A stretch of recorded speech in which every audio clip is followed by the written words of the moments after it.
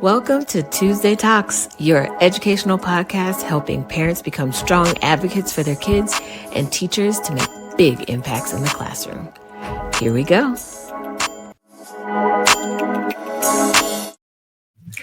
Hey there. Welcome to another great Tuesday Talks. If you have not already, go ahead, share this episode. Go ahead and give it a thumbs up, all the social media things.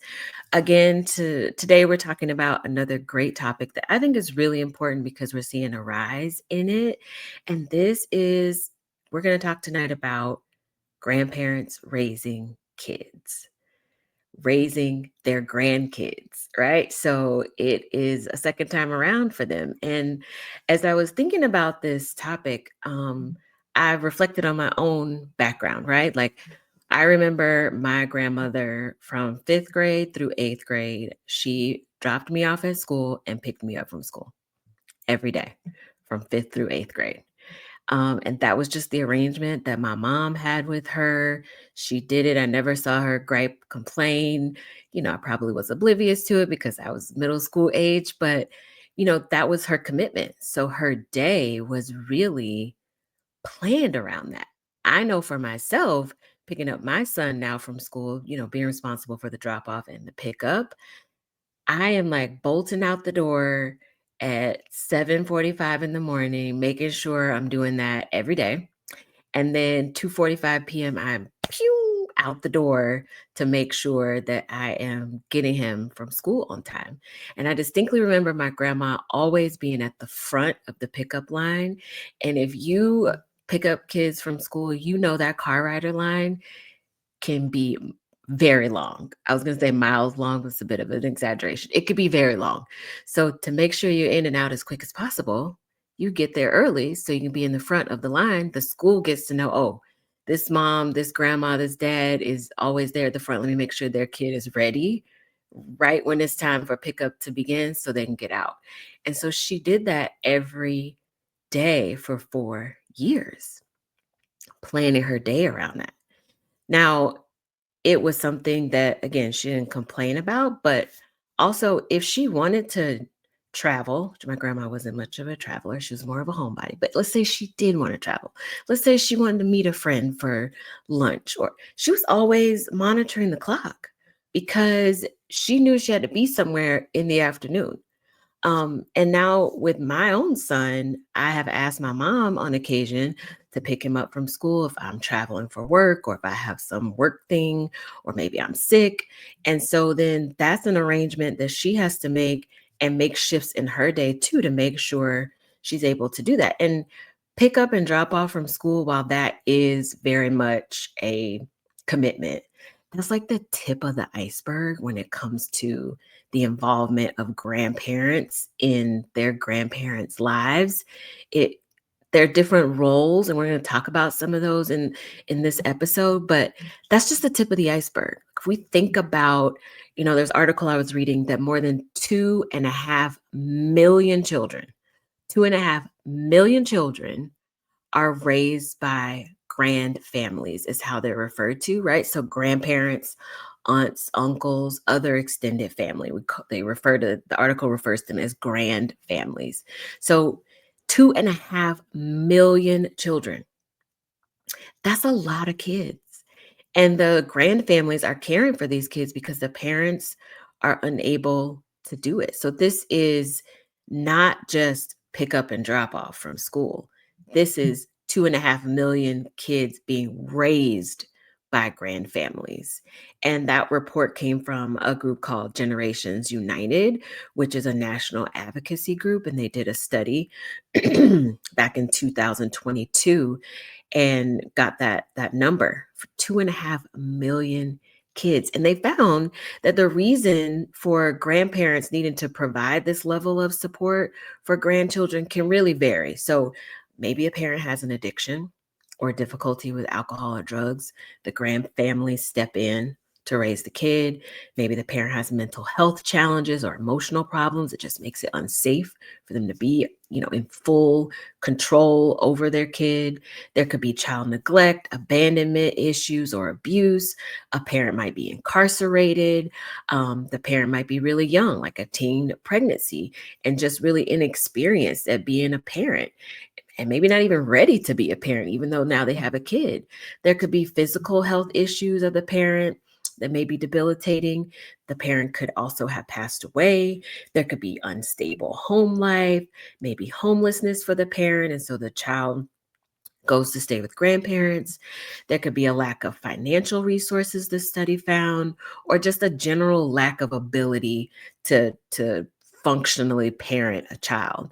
There could be domestic violence in the home, divorce, or other family challenges. It also could stem from military deployment as to why grandfamilies have now stepped in to take on this parenting role. And oftentimes, raising grandkids, they found in this article, it really, you know, they're doing it on limited income. If you're, retirement age, you know that you're probably living on a fixed income. So imagine this fixed income and now you're not only taking care of yourself, but now you're also taking care of your grandkid or your grandchildren, right? Multiple.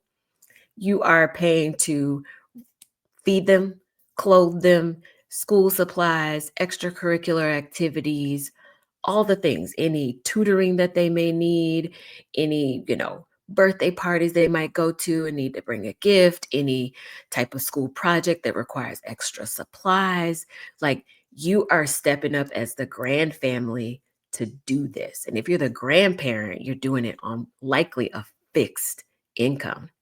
And so all of this is motivated by love, right? Like love is what had my grandma picking up and, dropping off and picking me up from school. Love is what has my mom occasionally picking up and or dropping off my son from school. Love is what an aunt drives the aunt to do it, the uncle, whoever. It's all generated by love.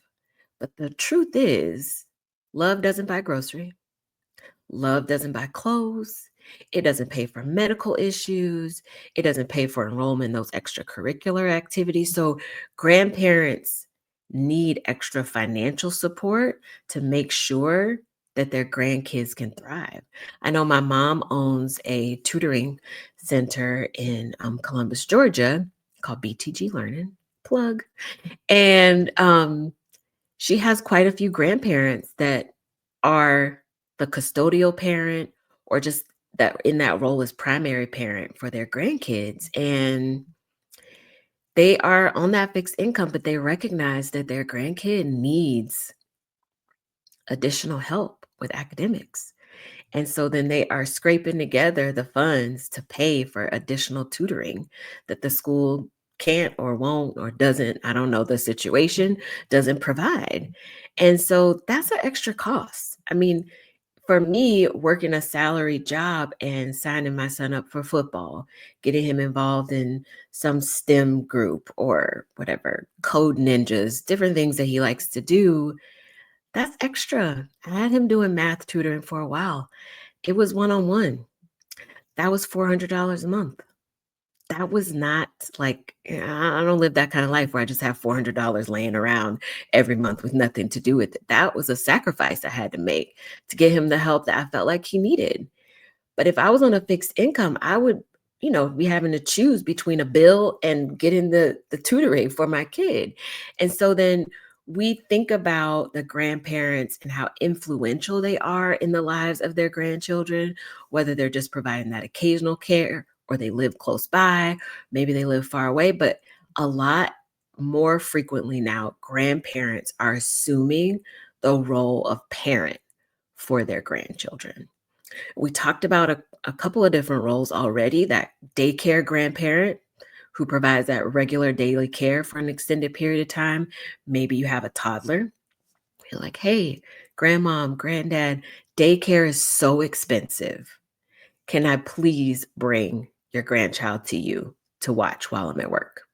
Right? We know daycare is not cheap. the free daycare or the free preschool that is given. Normally there's a lottery system to get you in, so sometimes you don't make the cut by no fault of your own. So that one role, that daycare grandparent. Another role that this article talked about was the living with grandparent. This is the grandparent who the grandchild resides with, but that grandparent doesn't have legal custody of the child. Usually the child lives in the grandparent's home with the grandparent. And again, for a myriad of reasons, the parent is just unavailable, full-time unavailable. So that grandchild is living with the grandparent, but they don't have legal custody. So that right there limits what that grandparent can do as far as, enrollments in different things, getting medical care sometimes, making really high level decisions that impact the child. If you don't have legal custody, sometimes that's a barrier to get those things done. And then you have custodial grandparents. They have obtained legal responsibility for the grandchild. They've gone through the process to now be recognized by a court document that they are the custodial grandparent. They're the primary parent for this grandchild. And we're talking about people in their, I would say this article talked about grandparents from mid 50s all the way up. So all three of these groups reported in this article that rearing their young grandchildren, and we're talking about kids from infant all the way up through age 17, that this really affected their own lifestyle, the grandparents' lifestyle, their friendships, their family, maybe even their marriage. Imagine grandparents, parenting a kid that's coming from a really sticky home situation. And now they're, in between advocating for this child, but also wanting to have their own kid be responsible for their child. There could be like a lot of back and forth, a lot of contentious discussions, perhaps even arguments about what's best for the kid. And so nearly 3/4 of all the grandparents reported major adjustments in their routine and their plans. And with custodial grandparents reporting the most change because they are now the legal parent of this child. And so, goes back to, I'll use my grandma again as that example. It shifted her day. Now, the morning, maybe not so much because you got up early in the morning anyway, dropping me off to school. While that was definitely a sacrifice, I don't think that was as much of a sacrifice as that afternoon pickup because, like I said, getting there early was best.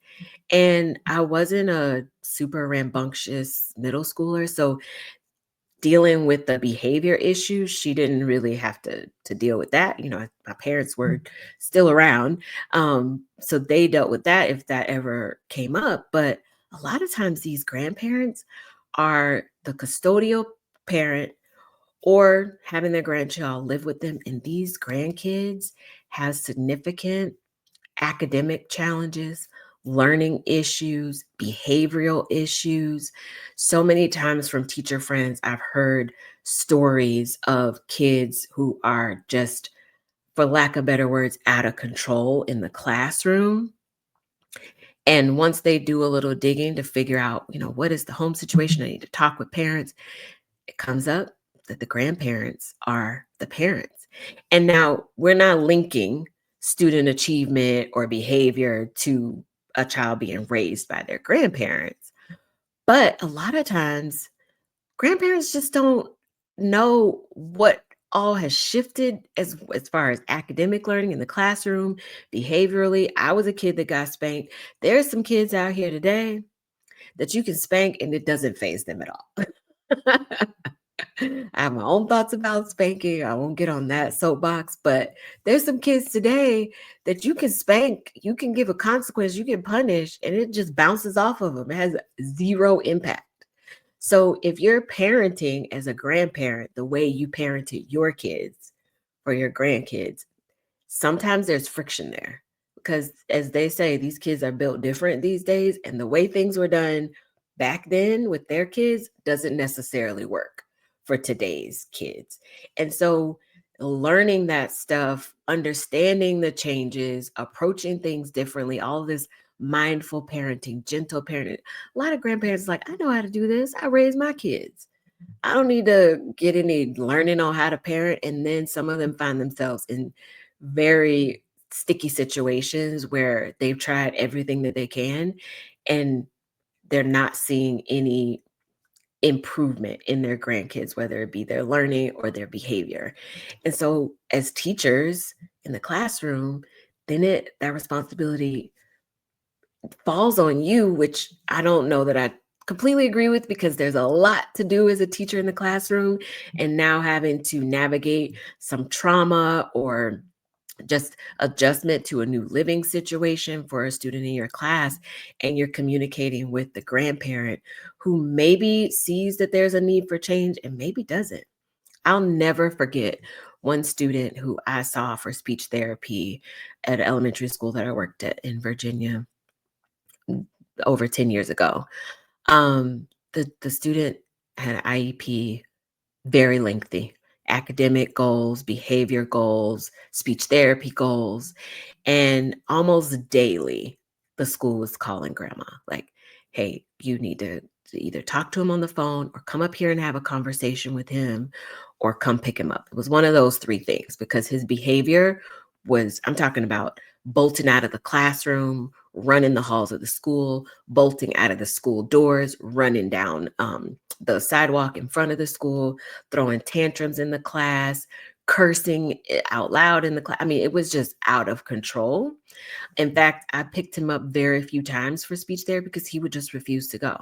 And for me to pull him out of class, as his IEP required me to do, to pull him out of his general education classroom, it just wasn't happening. It was making things worse. So most of the times I ended up going into the classroom to see him for speech therapy. But even then, it was more behavior management than it was any speech therapy because his behavior was just out of control. And finally, one day, they called grandma and she said, do not call me anymore because while he is at school, he is your problem. When he's at home, he's mine. She hung up the phone, did not answer another phone call from the school. She was like, I'm over it. You keep calling me about the same things. I don't know what to do. She was spanking him. She admitted to that. It bounced off, no impact at all. And so she was like, stop calling me. The 6.5 hours that this kid was at school was like her break, which I can fully understand because he was giving her hell at home. He was giving the teachers hell at school. So that grandparent just always sticks out in my mind. She was not prepared, as I would think many grandparents wouldn't, to now be a parent the second time around and have to deal with the behavior and the academic challenges that this kid had. And I hope and pray that everything, improved for the student. But I will never forget the principal calling us into the office and was like, listen, we can't, calling grandma is not going to be a thing that we can do anymore. Because she's just not going to answer the phone. And she didn't. She meant that. So while we talk about grandparents stepping in the role of parenting, there are a lot of factors that this article from Generations United pointed out. There's this attitude adjustment. Grandparents usually anticipate the later years of their life to be either not busy at all because they just want to sit back, maybe watch their soap operas, just hang out at home, or busy, either one. But they envision this second half of their life after retirement to come with a lot of privileges, with being a grandparent possibly, but not all the responsibility of being a parent. So adjusting to that new role of primary caregiver typically takes a lot of effort. And it also may mean there's adjustments in life planning, finances. Maybe grandparents have to go back to work to just afford the, expenses of being a primary parent for the child. There could also be a lot of mixed feelings. Like most adults enjoy being grandparents, right? And associating with their grandchildren. However, taking on the role of raising grandkids can bring on a lot of mixed feelings. It can bring on animosity towards the parent. Now, look, you not taking care of your role as a parent. Now I have to step in. And so that can create some anger, some anxiety, some pressure. Maybe as a grandparent, you feel now, okay, this is now my responsibility. So I need to make sure that I get them on a track to not put, themselves in this situation as they get older, maybe have their own kids. There's heightened stress. Raising children brings with it a lot of stresses. If you're a parent, then you know this. Parenting is stressful. There are great days, but there are also very challenging days. So just think about the concept of homework. That's been a topic on Tuesday Talks before. Sometimes homework can take a long time. If you have a kid that has learning challenges, it can take even longer. So as a grandparent, now you're responsible for picking the kid up or dropping the kid off, I should say, in the morning, picking the kid up in the afternoon, and then coming home, making sure they're getting homework done. I know for me, math is not my forte. I'm not ashamed to say it. My kid's in fifth grade now. I'm telling you now, by the time he hits sixth, seventh grade, I'm no help. I can do the math with some patience, but explaining how to do it to someone who's just learning it, that's not my forte. You want to write a paper and know how to structure it well, I'm your girl, but the math thing is not mine. So imagine now we have a grandparent who's now responsible for helping a sixth grader with algebra. Like, what? So the stress that comes with that, the stress of homework time after school is something that came up a lot in this article. And then again, the financial concerns also can heighten the stress as well. If you have a grandchild who has a lot of physical impairments, maybe they're in a wheelchair, maybe they, you know, need hearing aids, they're deaf or hard of hearing. Now, these are all heightened levels of care and support that these grandchildren need, and that can increase stress, obviously. And then also, there's a support need for grandparents as well. As we talk about gentle parenting, mindful parenting, all the things, grandparents need that support as well. So they need to have a place to go to learn how to be a parent the second time around in the times that we live in now. And in just a minute, I'm going to share some of those resources too. So make sure you stay tuned. In the report, I thought it was really great. They shared some stories from grand families, and this was from a 2024 report. Um, One of the grandparents lived in Rhode Island, and she adopted her 9-year-old grandson. And she said she finds navigating the school system challenging due to a lack of legal recognition for kinship parents. So, again, those grand families. IEPs and 504s call for resources that the family may not have. So, it is really a battle to get them in place for a lot of families. So, again, kids with learning challenges, the grandparent doesn't have that custodial right to the parent. So going into a meeting and being able to sign on an IEP is not something that you can do. So that's challenging. But the kid needs the services, but maybe the parent isn't available to come in and sign, or just not able to come in and be a part of that process. One of the other grandparents said that uh, they feel like raising their adoptive grandchild was initially very challenging, but over time, they were able to learn things from the school because the school had put things in place. They learned that school is not the enemy and that they're supposed to be partners. And so that's when they did see improvements. The grandparents communicated their concerns to the school. They had a receptive school that listened to the concerns and really put a plan in place to help the grandchild. So that was a very positive outcome, not living in silent suffering, but going to the school to say, hey, this is the challenge that I'm facing.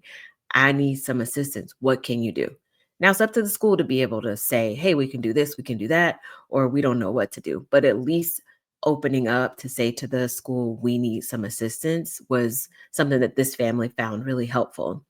There was another family who was raising their granddaughter with complex medical needs, and they highlighted the ongoing trauma and the importance of advocacy. They said their granddaughter is beautiful, thoughtful, and caring, and her differences impact her learning. And they said, they love her and will advocate for her because she needs someone to do that for her. So again, out of love, these grandparents stepped in, recognizing all the positive attributes that their grandchild had and have now taken that on as their responsibility to make sure that their granddaughter has a better life. And then the last story part of the article was not even from a grandparent, but it was from a 26-year-old who had been raising three younger siblings since he was 17. And he said despite the trouble, he found that kinship foster care to be supportive, especially the financial assistance, emphasizing the lack of proactive support from public schools, saying public schools lack on getting kids that extra help that they need. So in this situation, you had a young adult raising his younger siblings and entered into that foster care role. So then he was getting funds from the state to help offset that financial constraint that comes with raising kids, but did also find that the public school system lacked that support, that additional support that he felt like his younger siblings needed. And so there's, positive stories there of advocacy, of connection, but also some stories of challenge and kind of exposing what schools could be doing better. And I truly believe that it's a partnership, that schools shouldn't operate in isolation from parents or grandparents the second time around parenting their grandkids, that it really does need to be a combined effort. And a lot of times, families aren't speaking up to say what type of support they need, or even just to say they need the support. So schools are oftentimes not aware. And then also, schools are aware and they either don't have the resources or the time or just the willingness to even offer some support. So very much is a situation on a case by case basis, but I have some resources that I wanted to share. There is a great group. It's called Parenting a Second Time Around. The acronym for it is PASTA, Parenting a Second Time Around. It's a parenting group designed for relative caregivers who are not the biological parents of the children that are in their care. PASTA provides grandparents and other kinship caregivers with information, skills, and resources designed to enhance their ability to provide effective care for children that are in their care for parenting. It is a 8-session workshop that focuses on topics from child development, discipline, guidance, caring for oneself as a caregiver, because just like any mom or dad needs to take time for self-care, grandparents need to understand that that is important to fill their own cup before they can continue filling into the cup of their grandkids. Rebuilding a family is another topic that they cover. Living with teens. If you've done it, you know it can be challenging. So imagine doing it in your 60s or 70s. And then also advocacy as well. Um, these groups for parenting a second time around, there are some Facebook groups. You can ask your local library, senior citizens, YMCAs. They are typically done in person. And so what happens is a group can get together. Maybe a church is like, we have a lot of parents here. And so we want to have this pasta course available. They would reach out to the group, parenting a second time around, get the resources, and then it is a group led type of course. Everybody's learning together. It's not like some person comes in to teach all of the information out. So definitely something to check around for. I even did a search on Facebook, and there are a lot of parenting a second time around Facebook groups to join, ask questions, just explore. Generations United was also a really great resource that I found. They have a lot of information on their website.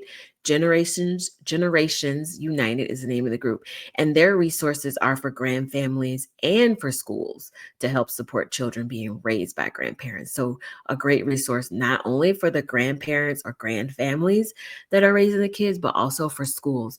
We just talked about some of the stories from these grandparents saying, hey, the school wasn't able to support me in any way that I found beneficial. So this would be a great resource for schools, whether you're a daycare, a preschool, or a public K-12 school, for you to check out to get resources to help grandparents and grandfamilies who are raising their grandkids.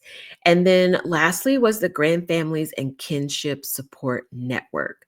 This is a group that provides resources nationwide to help government agencies and nonprofit organizations improve supports and services to the families that are grand families, providing parenting for their grandkids or nieces and nephews, and also any kinship support as well. So, a great resource if you have a nonprofit organization and you think, oh, this is an area I think I could be a part of to help serve a need in the community where I'm at. This Grand Families and Kinship Support Network would be a great place to start so that you could use your skills, your passion, your knowledge to help these families in your communities. And lastly, I like to just give some practice recommendations because we talked about a lot, and this is a really big topic. And so, ways that, we can help in this is to partner with schools, encourage these kinship navigator programs to build these strong relationships with schools to help facilitate the referrals to these types of programs, ensure both the caregivers and schools are informed about various laws and policies related to educational access. We had a IEP episode here on Tuesday Talks a few weeks ago, and navigating that process is challenging. There are a lot of parent rights that are associated with IDEA. Keyword there being parent. Again, if grandparents don't have that custodial ties to their kid legally, then they're limited on what they can do in that process. So partnering with schools, if you are an entity, a nonprofit, just a person with passion, and you have this as an area of expertise, go partner with your local school district, provide some information because there are families there that need the support. Also, for schools that get Title I funds, these are typically schools that have high poverty rates of the students that attend the school. They can engage in kinship families in decision-making processes about how federal and local funding should be used to support tailored services. So if you are a school and you receive these Title I funds, look into the different ways that you can allocate those funds so that you can help this specific group of families at your school. And then lastly, position schools as this central hub for providing these types of wraparound services, which are services that essentially wrap around the child, not just at school, but also impact them in the community, impact them at home, to ensure that all of these kids arrive at school prepared to learn and to thrive. And that is what teachers really need, is for kids to walk into their classroom prepared and ready to learn. It is very hard to do as a kid if you're coming from a home where there last night was an argument between grandma and your mom over who needs to do what and who isn't doing what. Or you're moving around and now finally you're in a new home with grandparents and maybe there's some clash there because grandma does things very differently than maybe mom or dad. Grandma, granddad may be on it and mom and dad were kind of aloof to what was going on. And now the kid comes to school with a huge attitude because they're being held accountable in a way that they never had before. There's so many different scenarios, but including all parts, the community, the school, and the family is really the key here to make sure that kids thrive and learn. And isn't that what education is all about? So I hope you enjoyed this episode. Feel free to share this, like, subscribe, follow, download all the social media things. This is a super important topic. Remember, 2.5 million children are being raised by grand families. 2.5 million.